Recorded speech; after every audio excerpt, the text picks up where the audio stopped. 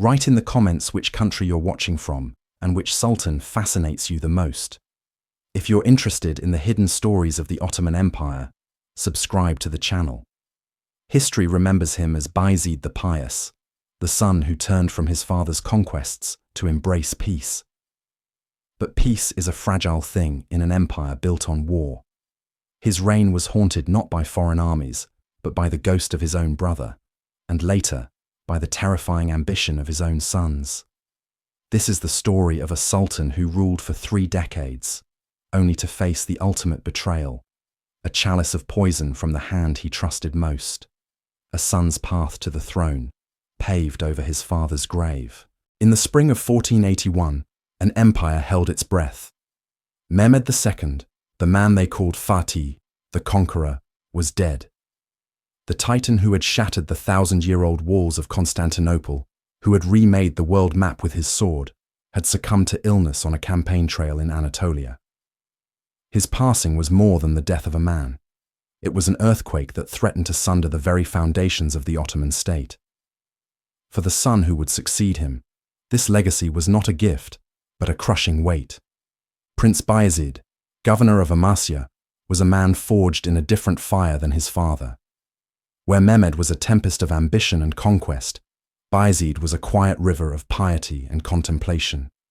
He was a scholar, a mystic, a patron of calligraphers and poets. His people would come to call him Veli, the saint. But in the brutal calculus of Ottoman power, sainthood was a liability. The empire had been built by wolves, not shepherds. The Janissaries, the elite slave soldiers who formed the heart of the Ottoman military, remembered the Fatih's boundless generosity and his insatiable appetite for war. They looked upon Bayezid with suspicion.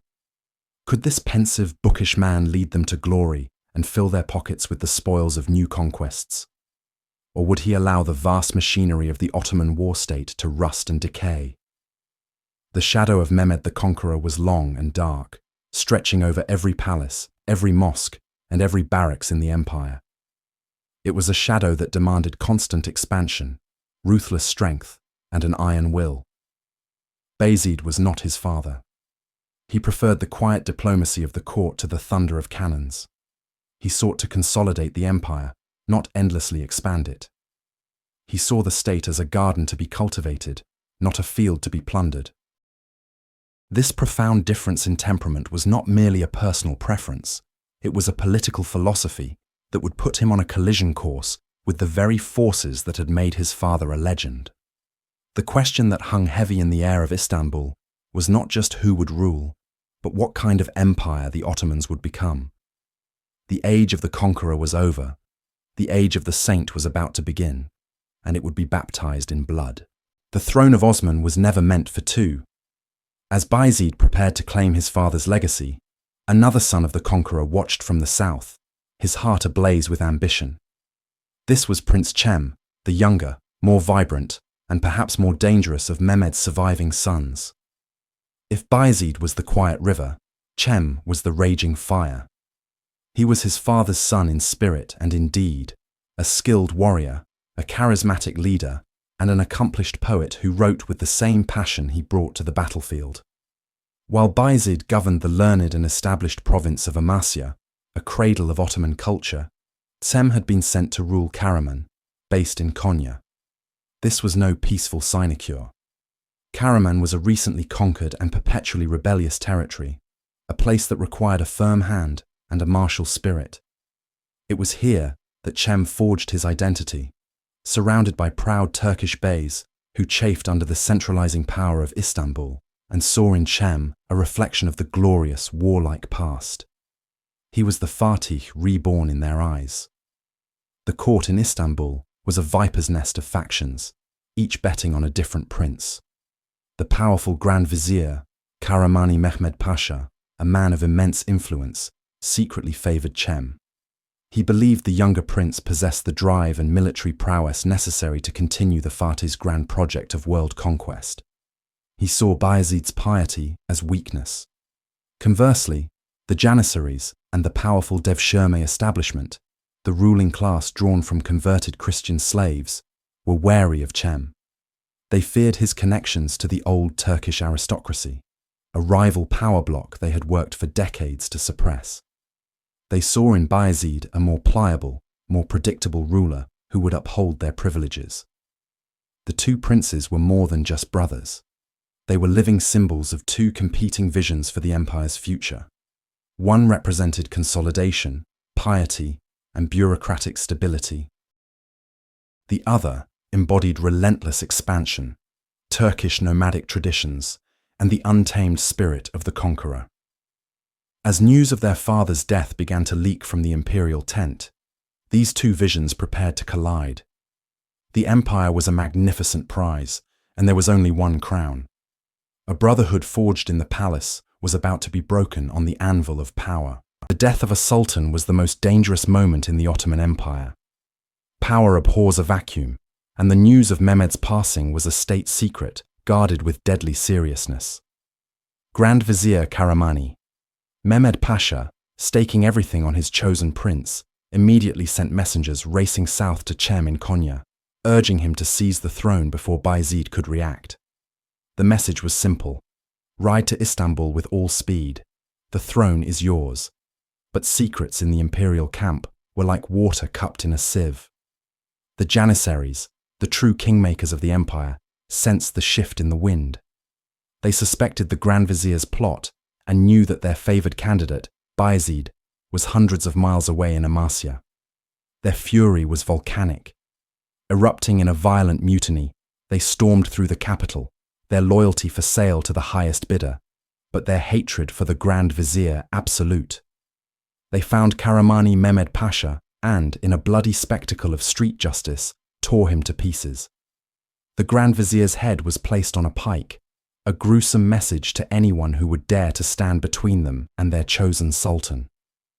They then installed Ishak Pasha, a supporter of Bayezid, as the new Grand Vizier and sent their own urgent message north. Come, before it is too late. The race for the empire had begun. Bayezid, receiving the news, acted with a decisiveness that surprised his detractors. He rode relentlessly, covering the nearly 400 miles from Amasya to Üsküdar on the Asian shore of the Bosphorus in just 6 days.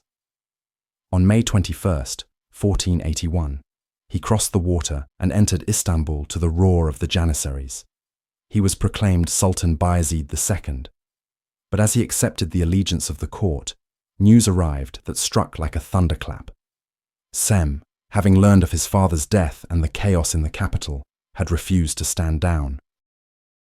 He gathered an army from the Turkish lords of Karaman and, in a bold stroke of defiance, marched on the historic city of Bursa, the first capital of the Ottoman dynasty. He took the city and, from its ancient mint, struck coins in his own name. He had declared himself Sultan of Anatolia. The challenge was no longer a secret plot. It was an open rebellion. The fratricidal war had begun. The division of the empire was unthinkable. For Cem to declare himself Sultan of Anatolia was not a plea for a share of power, but a declaration of war against the very soul of the Ottoman state, a single, indivisible domain under one ruler. Bayezid, now firmly established in Istanbul, with the loyalty of the Janissaries, secured by a handsome donative, understood this perfectly. He first attempted the path of a brother, sending envoys to Cem with a generous offer: renounce your claim to the throne and accept the governorship of a vast province with a magnificent income. Live as a prince, but not as a king. Cem's reply was steeped in the pride of his father. He countered with a demand that was pure fantasy: divide the empire. Let Bayezid rule Europe from Edirne, and he would rule Asia from Bursa. To Bayezid and the entire imperial council, this was heresy. It would be a return to the dark days of the interregnum, a century earlier, when civil war had nearly destroyed the dynasty. The time for words was over. Bayezid gathered the imperial army, the unstoppable force that had conquered Constantinople, and marched out of Istanbul. This was not a campaign against a foreign enemy. It was a march against his own blood. The two armies, two brothers at their head, met on June 20th, 1481, on a plain near the town of Yenişehir. Chem's forces were smaller, but fired by his charismatic leadership and the loyalty of the Anatolian cavalry. Bayezid's army was the professional heart of the empire, centered on the disciplined, musket-wielding Janissaries. The battle was a brutal, fratricidal clash. For hours, the fate of the empire hung in the balance, but the superior numbers and firepower of the imperial army began to tell. Key commanders in Sem's army, perhaps swayed by bribes or seeing the hopelessness of the cause, deserted him at critical moments. The lines buckled, then broke. Sem watched his dream of an empire dissolve into a bloody rout. With a handful of loyal followers, he fled the battlefield, his gaze fixed on the road south. He had lost the battle, he had lost Anatolia, but he had not yet lost the war. He was now a fugitive, a pawn in a much larger game, but his very existence remained a dagger pointed at his brother's heart. The brotherhood was shattered forever on the fields of Janissaries. Having lost the war for the throne, Cem Sultan faced a choice that would seal his fate and haunt his brother's reign for over a decade. He did not seek refuge in the east, with the Mamluks who had previously offered him lukewarm support. Instead, he made a fateful decision, one born of desperation and a profound misunderstanding of his enemy. He turned to the west. He sought asylum with the Knights of St. John on the island of Rhodes, the sworn enemies of the Ottoman Empire. He saw them not as captors, but as potential allies, a key to unlock a new army and a second chance at the throne.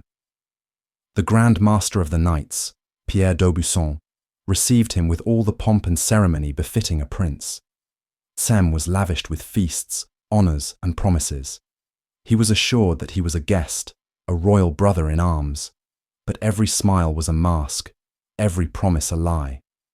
From the moment he stepped onto Rhodes, Sem was no longer a claimant to a throne, he was a commodity. He was the single most valuable chess piece in Europe's long game against the Ottomans. D'Aubusson immediately sent word to the courts of Europe, and more importantly, to Sultan Bayezid. The message was clear: we have your brother. The threat was unspoken, but deafening. As long as Cem lived under their protection, the Christian powers held a dagger to the heart of the Ottoman Empire. They could unleash a civil war at any moment by simply backing Cem with an army. For Bayezid, this was a nightmare realized. His cautious, consolidating nature was now paralyzed by this external threat. He could not risk a major campaign, not while his brother could be used to ignite a rebellion at home. The negotiations began, not for Cem's release, but for the price of his imprisonment. Cem, still believing he was a guest, was soon transferred from Rhodes to the knights' castles in France for his safety. The gilded bars of his cage were slowly closing around him. For 13 agonizing years, Cem Sultan lived as Europe's most prized prisoner. His life was a study in paradox. A king's ransom was spent to keep him captive, and he was treated with the deference due to a monarch, yet he possessed no freedom. In the castles of France, he was surrounded by luxury. He had servants, fine clothes, and exquisite food. He hunted, wrote poetry filled with longing for his homeland, and gazed out of windows at a world he could not touch. He was a king in a golden cage, and the gold was paid by his own brother. Sultan Bayezid, in a bitter stroke of realpolitik, agreed to pay the Knights of St. John an annual sum of 45,000 gold ducats, an astronomical figure, equivalent to a significant portion of the empire's tax revenue, simply to keep Sem imprisoned and away from Ottoman lands. It was the most expensive blackmail payment in history. The fate of the prince became a matter of high European diplomacy. Eventually, the knights, seeing a more profitable arrangement, transferred their valuable pawn to the custody of the Pope himself in Rome. Pope Innocent VIII, and later the infamous Alexander VI, the Borgia Pope, now held the key to Ottoman stability. They dangled the threat of a new crusade before Bayezid, with Cem as its Ottoman face, a legitimizing figurehead to lead a Christian army against Istanbul. Cem's despair deepened in the heart of Christendom. He was paraded before cardinals and ambassadors, a living symbol of a fractured Ottoman dynasty. He pleaded, he bargained, he wrote desperate letters to his brother, but it was useless. He was more valuable as a captive than as a free man. His health failed. His spirit broke. He was a ghost haunting the courts of Europe, a constant draining anxiety for Bayezid, who ruled an empire under the perpetual shadow of his brother's potential return. While Cem languished in Europe, Bayezid II cultivated an image that stood in stark contrast to his warlike father, Mehmed the Conqueror. History remembers him as Bayezid I Veli, Bayezid the Saint, or the Pious. He was a patron of mystics, a builder of mosques and hospitals, and a man who seemed more interested in theology and poetry than in conquest. But was this piety entirely a matter of personal conviction, or was it a brilliant political strategy forced upon him by circumstance? The truth, as always, lies in the grey space between. The Cem problem fundamentally defined Bayezid's foreign policy.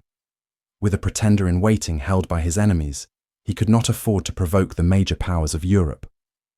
A grand campaign in Italy or Hungary was simply too risky. It could provide the very opening his brother's keepers were waiting for. His reign, therefore, became one of consolidation, not aggressive expansion. He secured the borders won by his father, quelled internal dissent, and rationalized the empire's administration and finances. He commissioned vast building projects, turning Istanbul ever more into a truly imperial Islamic capital. His patronage of the arts and sciences fostered a cultural golden age. This focus on internal stability and cultural development earned him the love of the ulama, the religious scholars, and the common people. They saw a just, wise, and devout ruler. This reputation was his greatest shield. By embodying the ideal of a peaceful, pious sultan, he built a deep well of internal support that would make it nearly impossible for a foreign-backed invader, even his own brother, to find a foothold.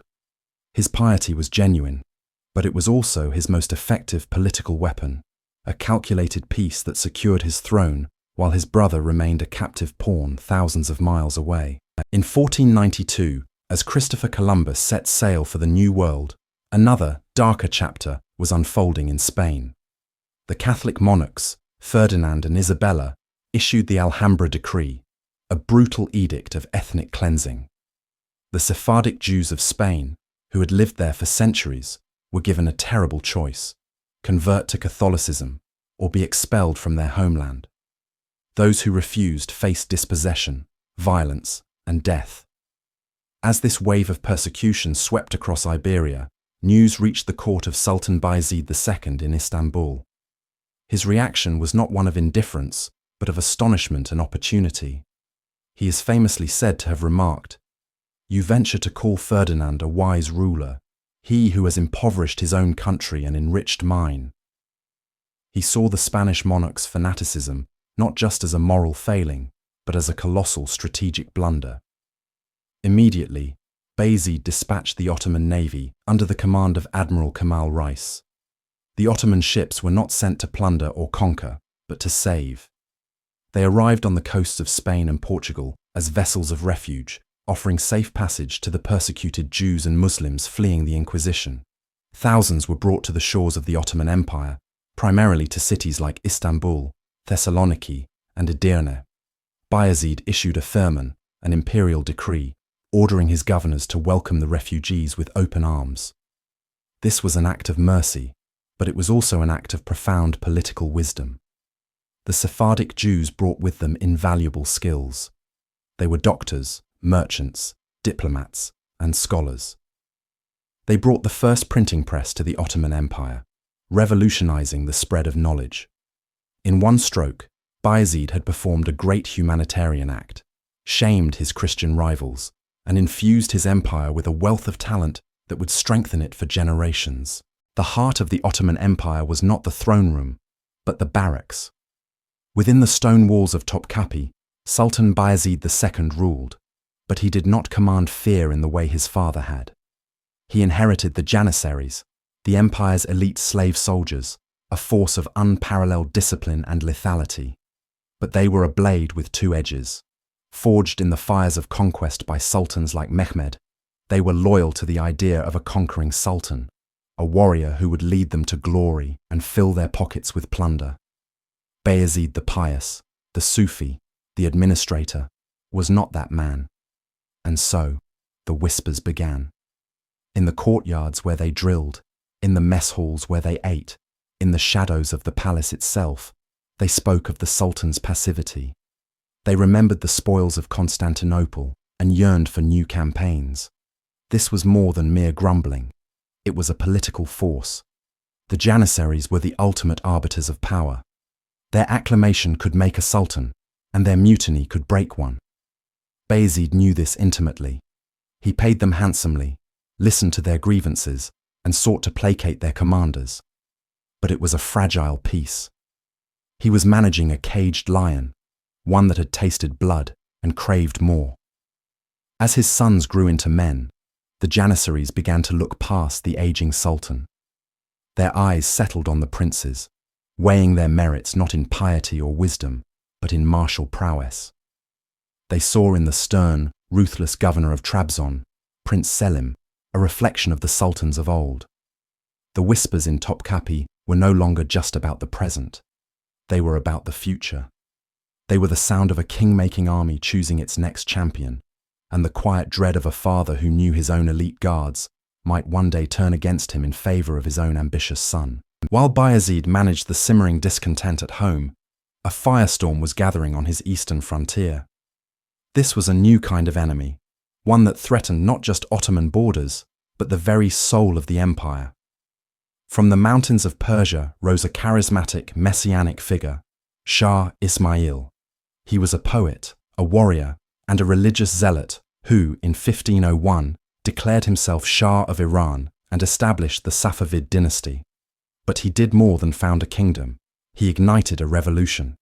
Ismail proclaimed Twelver Shia Islam as the state religion, a direct and mortal challenge to the Sunni orthodoxy of the Ottoman Sultanate. This was not a simple territorial dispute. It was a schism. Ismail's followers, the Chiselbash, or Redheads, so named for their distinctive crimson turbans, saw him as a semi-divine guide. Their fanatical loyalty spread like wildfire across the Turkmen tribes of eastern Anatolia, deep within Bayezid's own domains.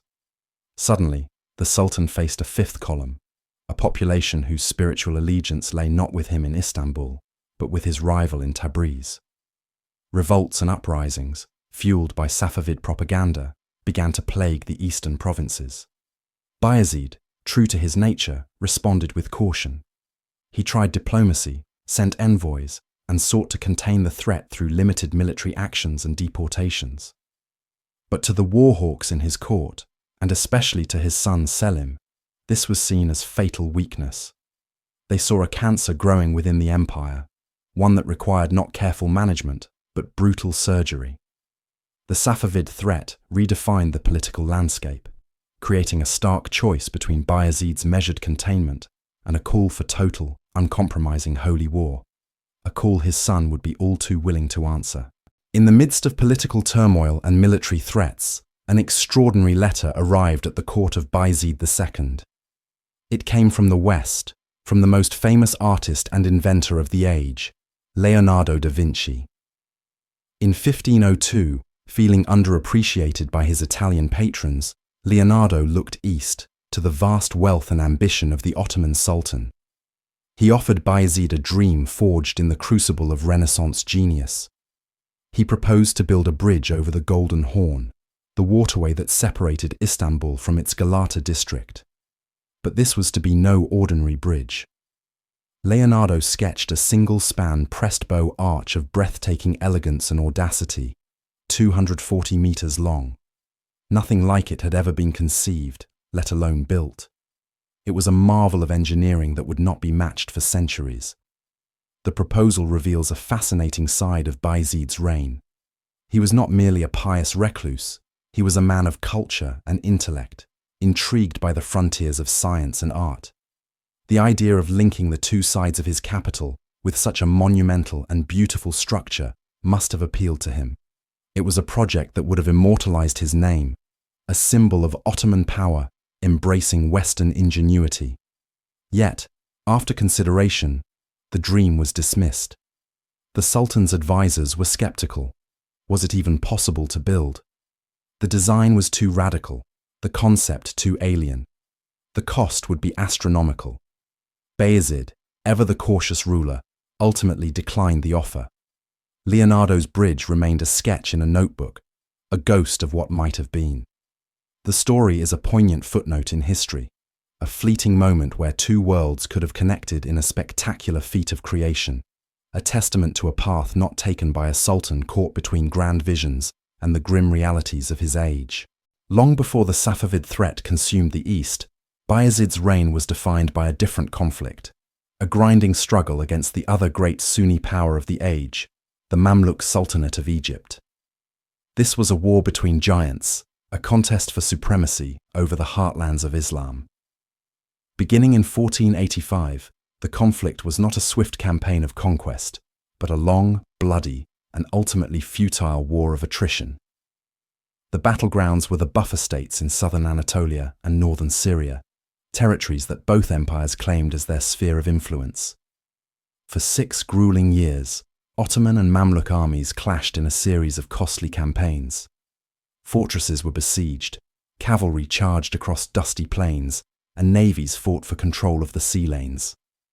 Unlike the glorious victories of his father, Bayezid found no decisive triumph here.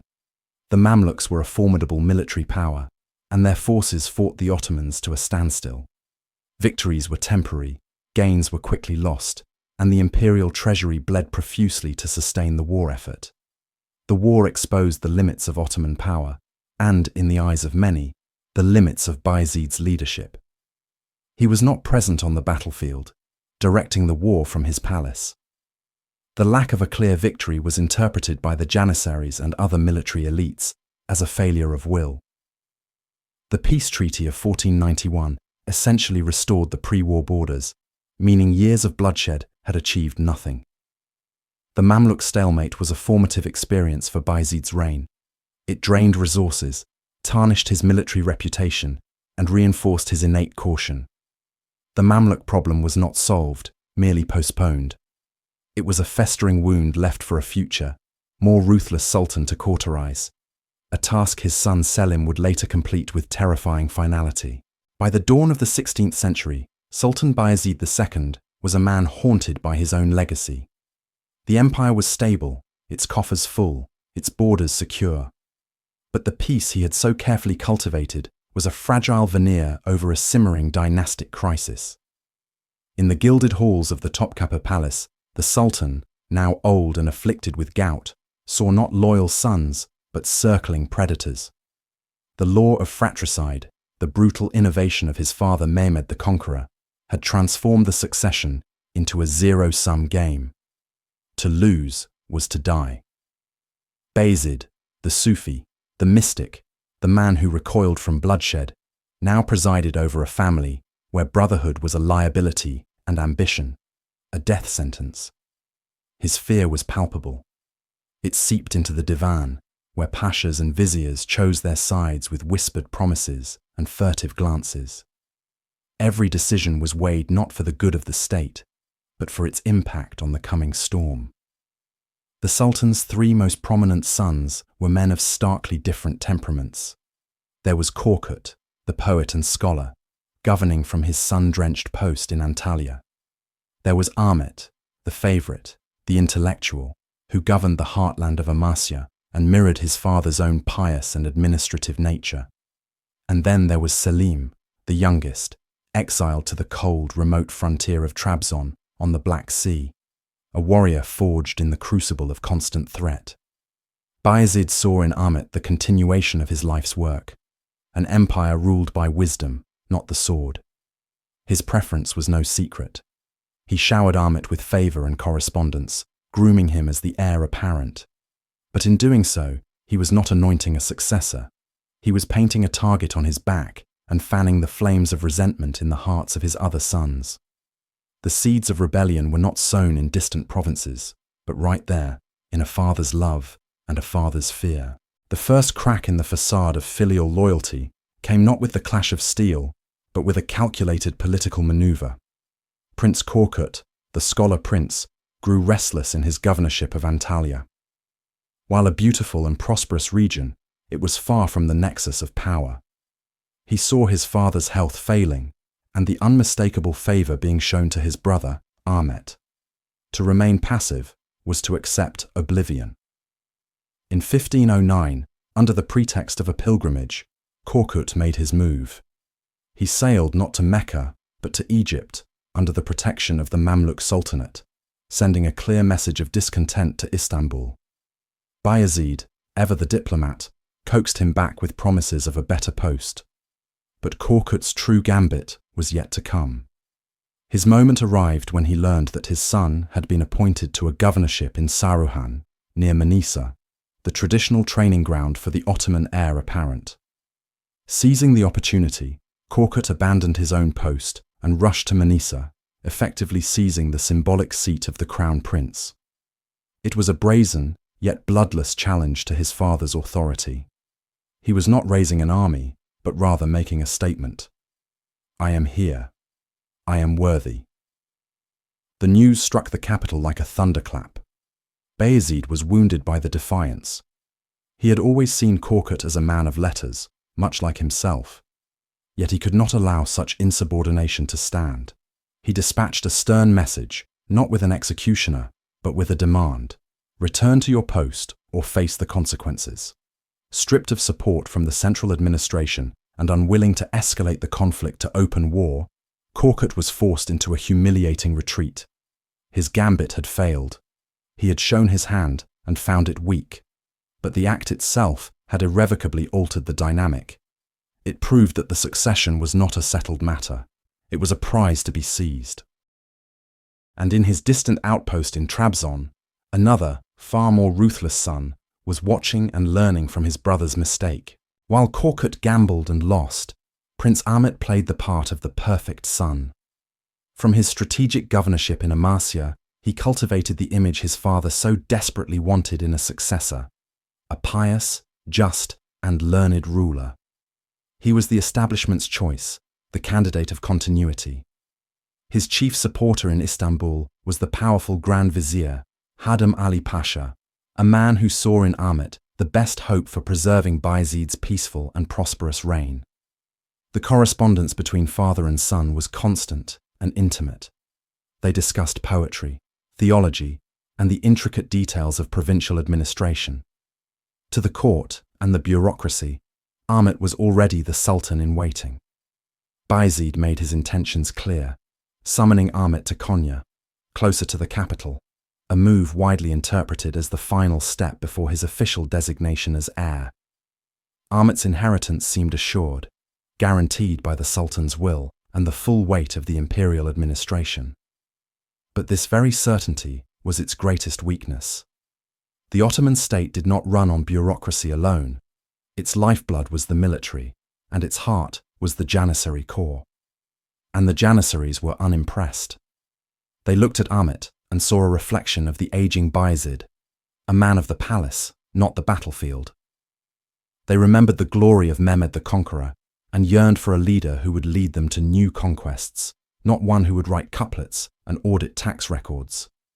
Ahmet's refined nature, his aversion to conflict, was perceived as weakness. The soldiers who formed the bedrock of Ottoman power began to murmur their dissent. They wanted a warrior, a lion, not a scholar. Ahmet's gilded path to the throne was built on a foundation of sand. Every letter of praise from his father, every nod of approval from the viziers, only deepened the resentment of those who believed the empire had grown soft. His inheritance was not a throne, but a target. He was the designated victim in a game he was ill-equipped to play, a gentle prince unknowingly standing in the path of a gathering storm. Far from the courtly intrigues of Istanbul and the comfortable governorships of his brothers, Prince Selim ruled Trabzon, a rugged frontier province on the edge of the known world. This was no sinecure. To the east lay the nascent and fanatically hostile Safavid Empire under Shah Ismail, a direct ideological and military threat to Ottoman supremacy. While Ahmet debated philosophy, Selim fought. While Korkut wrote poetry, Selim sharpened his sword. His governorship was a relentless education in brutality, decisiveness, and the raw mechanics of power. He was not softened by luxury, he was hardened by perpetual danger. Selim was a man of furious energy and volcanic ambition, possessed by a conviction that his father's passivity was leading the empire to ruin. He watched the rise of the Safavids with alarm and his father's inaction with contempt. He saw Ahmet's favor not as an injustice to himself, but as a mortal threat to the state. In his mind, a scholar on the throne would mean the end of the Ottoman dream. He cultivated a fierce loyalty among the frontier warriors, the Ghazis, and quietly made inroads with the Janissaries, who heard tales of his martial prowess and saw in him the reincarnation of the conquerors of old. The news of Korkut's failed gambit and Ahmet's impending succession was the final spark. Selim would not beg for a better post or play political games. In 1511, in an act of staggering defiance, he demanded a governorship in the Balkans, a region from which he could strike at the capital.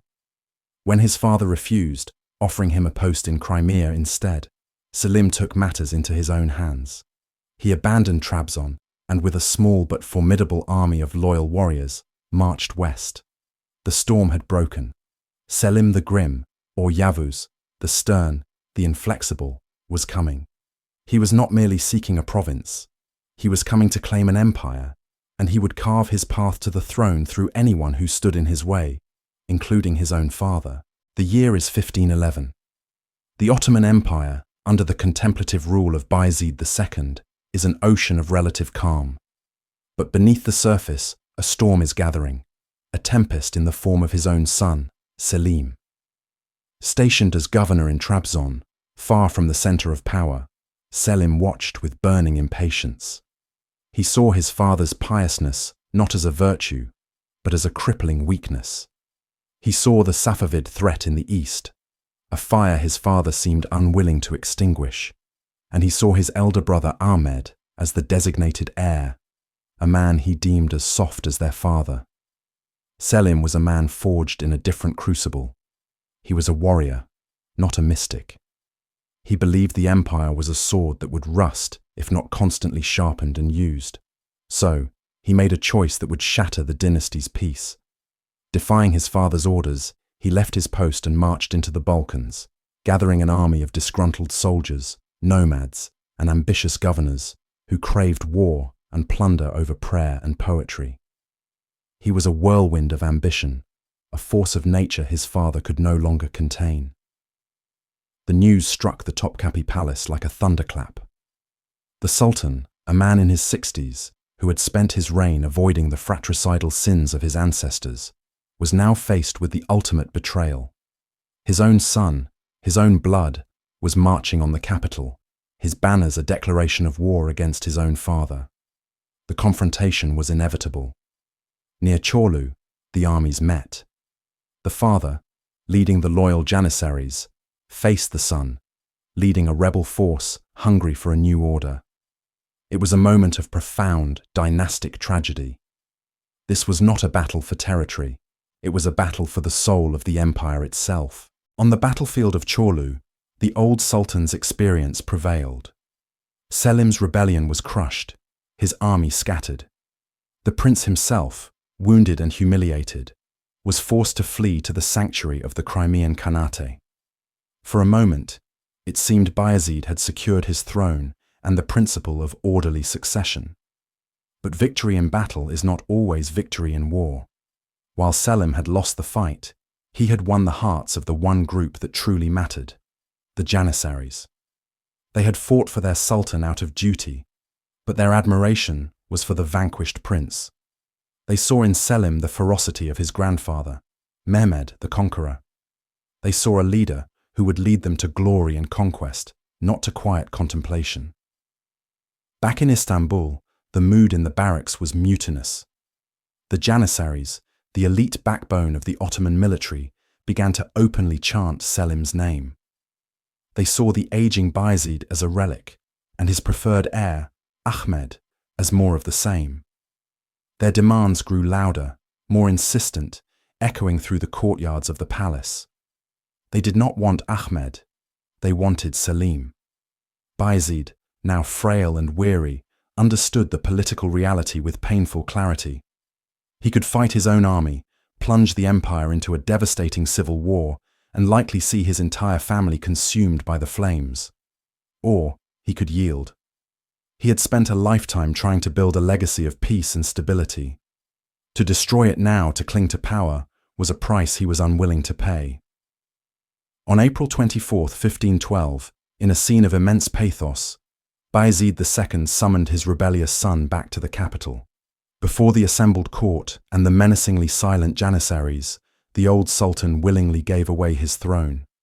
It was not a conquest, it was a surrender to fate, a father's final heartbreaking sacrifice to save the realm from his son's ambition. The transfer of power was complete. Selim, no longer the rebel prince, but the undisputed sultan, sat on the throne he had so ruthlessly pursued. For the deposed Bayezid, there was only one request, a humble plea from a man who once commanded legions, to be allowed to retire to his birthplace of Demotica, a quiet town in Thrace, to live out his final days in peace and prayer. It was a poet's end for a Sufi sultan. Selim, in a public display of filial piety that masked his cold calculations, granted the request. A grand procession was assembled to escort the former sultan from the capital. But this was no parade of honor. It was a funeral march for a living man. As Bayezid rode out of Constantinople, the city he had ruled for over 30 years, the air was thick with unspoken tension. He was accompanied by a heavy guard of Janissaries, men whose loyalty was now sworn to his son. Were they his protectors or his jailers? Every face he passed was a reminder of what he had lost. The journey was deliberately slow, the pace agonizing for the old man, whose health was already failing. Each stop, each town they passed through, was a station in his slow march towards death. He was a ghost haunting his own former empire, a living symbol of a past that his son was eager to erase. For Selim, his father's continued existence was a liability. As long as Bayezid lived, he remained a potential rallying point for dissent, a legitimate alternative for any faction that might grow to resent Selim's iron-fisted rule. The road to Demotica was not a path to retirement. It was a carefully managed exile, a journey into oblivion, and every step took the old sultan further from safety and closer to the final dark design of his ambitious son. The journey had barely begun. Only 3 days out from the capital, near the small village of Abalar, the procession came to an abrupt halt. The former sultan, Bayezid II, was suddenly and violently ill. The man who had survived decades of court intrigue, rebellions, and the pressures of an empire was now writhing in agony in a roadside camp. Within hours, he was dead. The official cause was recorded as natural causes, the inevitable end for an elderly, frail man exhausted by recent events. But the whispers began almost immediately, spreading from the royal escort to the capital and into the annals of history. The timing was too convenient, the death too sudden. The gaze of suspicion fell squarely on one man, the new sultan, Selim I. Chroniclers, writing with the benefit of hindsight or perhaps from secret knowledge, told a more sinister story. They spoke of a physician in the entourage, a Jewish convert named Mirza Mahmud, who had served the former sultan a drink, a cool, sweet sherbet, a common refreshment for a weary traveller. But this drink, they claimed, was laced with a fast-acting poison. The order had come from the highest level. It was the final, most brutal act of Selim's ascent to power. He had taken his father's throne, and now he had taken his life, ensuring the ghost of the old regime could never return to haunt him. This single act of patricide would define Selim's reign, earning him the fearsome epithet Yavuz, the stern or the grim. The Sufi sultan, Bayezid the Pious, who had sought peace above all else, died not in his bed surrounded by mystics, but on a dusty road, the victim of his own son's unquenchable thirst for absolute power. It was the darkest of coronations, a crown secured not just with force, but with poison and the ultimate betrayal.